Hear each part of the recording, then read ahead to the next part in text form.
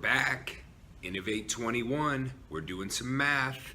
Again, we're going to solve some equations of the multi-step variety.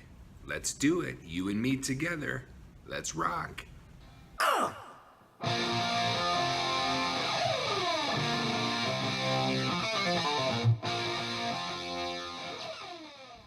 Welcome back, teachers. Innovate 21.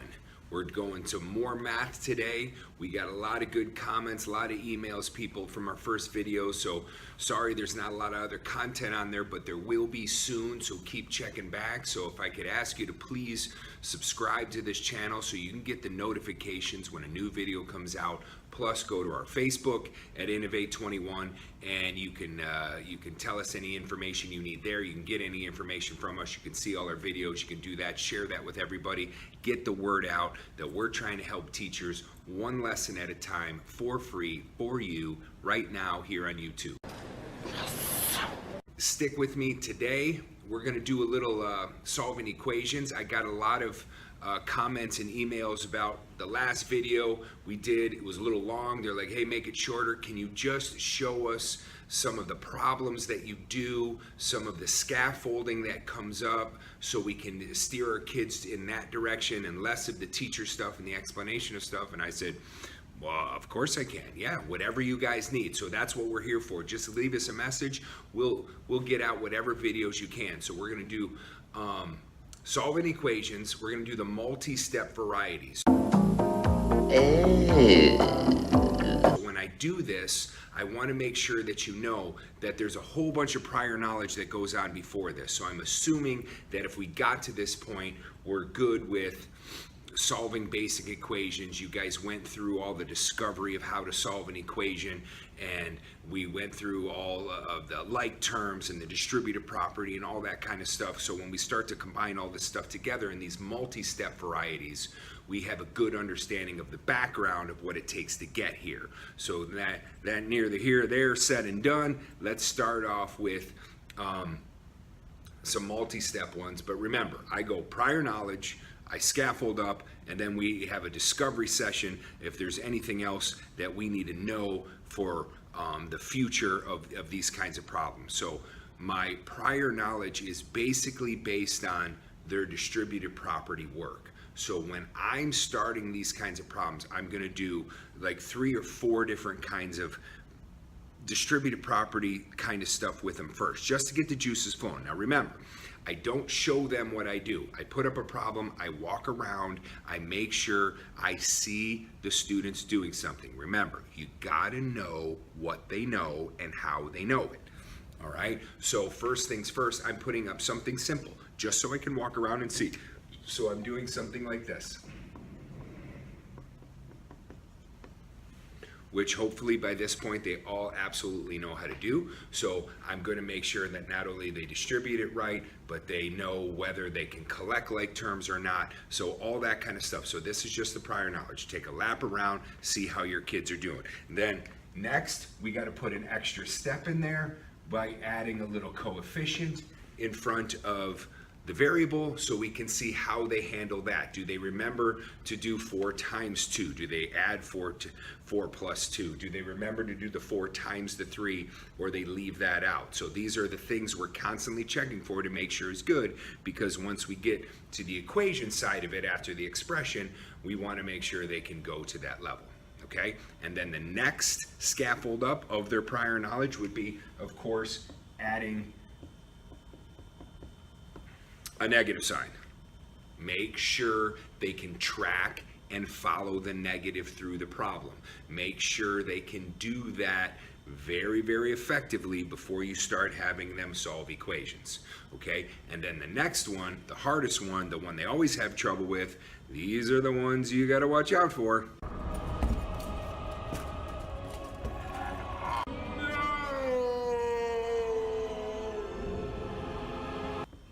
Something like this. Okay, so notice we're just staying in the world of expressions here. We're not doing anything incredibly difficult, but we're just staying in the world of expressions. But this little piece here drives all kids crazy, sets hairs on fire.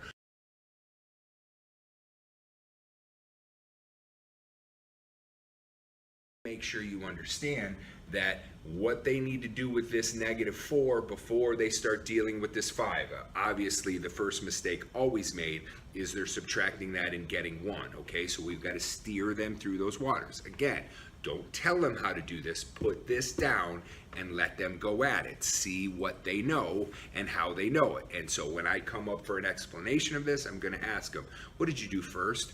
And why did you do that first? Tell me, explain it to me with evidence that they know that multiplication comes before subtraction. All right, that's a huge part that we want to get here. So I know I'm rolling through this, but this is what you guys wanted to see, so this is what you get. These are the first 4 problems I do in my prior knowledge, scaffolded, but again, I'm asking. Why? Why is it, when I multiply this times this, why do I get -8? Tell me why. When I multiply this times this, why do I get -12?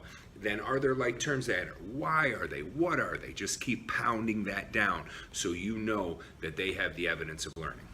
The next thing we're going to jump to is, okay, now we're going to take those expressions that we just did. We're confident, we're in class, they're going good. So now we're going to turn those expressions into equations. So I'm going to use the same numbers, not only for this example, but a lot of times in class I use the same numbers too, just so they know, so they can see what happens when you add things. When I scaffold up, I want them to see what happens when I add an equal sign now.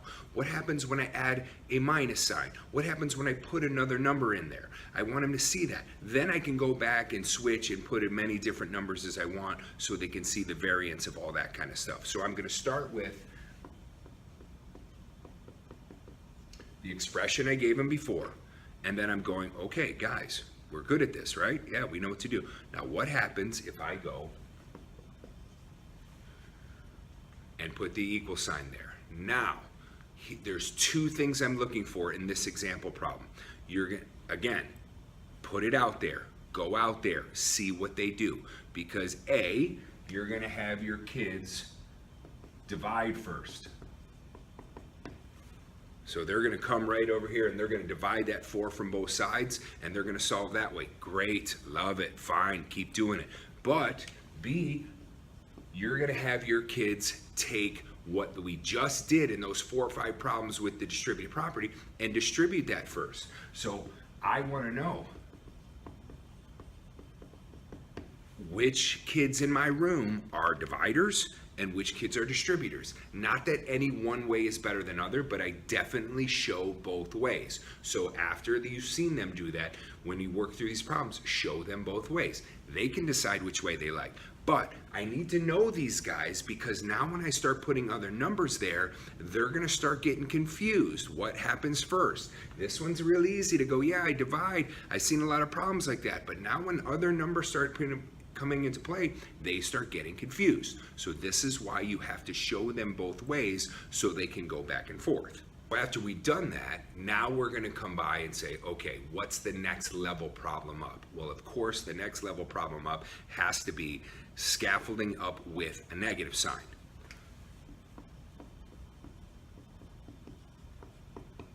So I'm going to put the negative sign in both places, not only so they can subtract it. If you want to go ahead and make that, keep that a plus sign, great. But I need the negative sign out here again, so I'm tracking it. And not only am I tracking it through the distributive property, but I'm also tracking it on the other side with the answer. So if I have dividers, I need to make sure they're dividing by the negative. If I have distributors, then I need to make sure the opposite operations are in place so they're following the negative sign. Okay, so that would be my second level up by just adding a negative sign in there.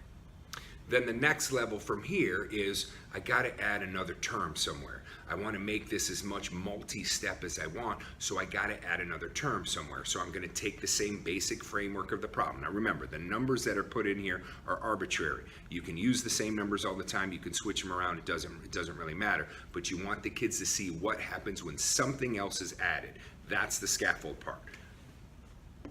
So when I do this, it's right here where I'm going to add a number first.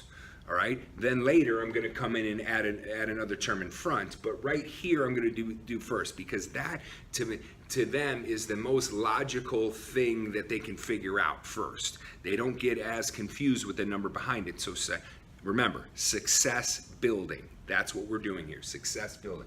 So I'm going to put a -4 right here. Okay, so there's my next level up. I want to make sure. Now, here's where my dividers have trouble. They start going, okay, well, do I divide first? Am I allowed to divide first when there's something here like this? And then, again, put it out there. Let them try it. Let's see what they get as an answer. I want my dividers to divide first and go, oh, wait, I got a totally different answer than my distributors. I want my distributors to know that there's something else that goes with, one of their like terms there. There's all kinds of issues now. So that's why I did the first problem here, so I know who my dividers and my distributors are. But now when we get to this problem, we really got to focus on what is now the issue. So if they were a divider, they're going to have trouble here if they just go straight up and divide, because they're not going to know which one to do.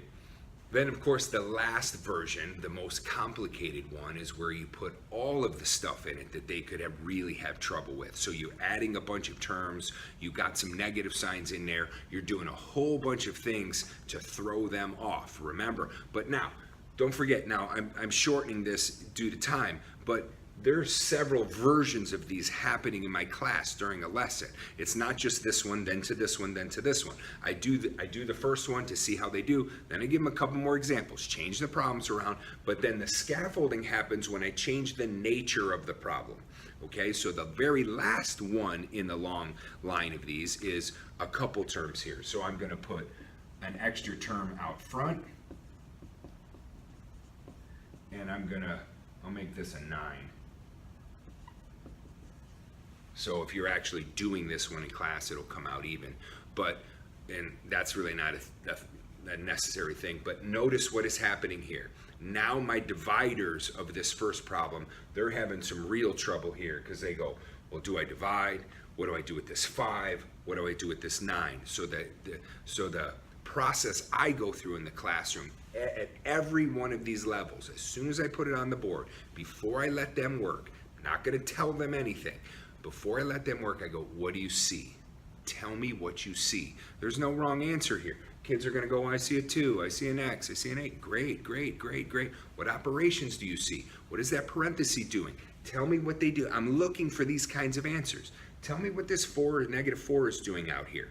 Okay, what's the difference between what this -4 is doing versus what this -4 is doing? I need them to verbalize that. If they can't verbalize it, they're no good to me. I need to make sure they can explain it. So my first question is, what do you see? I don't want them diving right into this problem. I want them staring at it first and tell me, whoa, I got a 5 out front, but then it says -4. Do I do that 5 -4 first? Then I got that 9 in the back. What do I do with that? I know the parentheses got to stay together, but what do I do with all those other numbers? I want that process going through their head. When they get to this, after they've done several of these, it's not that big of a leap. If I just started with multi-step problems and went right here first, we'd have all kinds of issues. Okay, and I could do 10 of them in a row and show them all the steps, and all they're going to do is keep going, that's confusing, that's confusing, that's confusing. Start off with what they know, build on what they know, slowly and logically, and let them discover by staring at this what has to be done first, what has to be done second.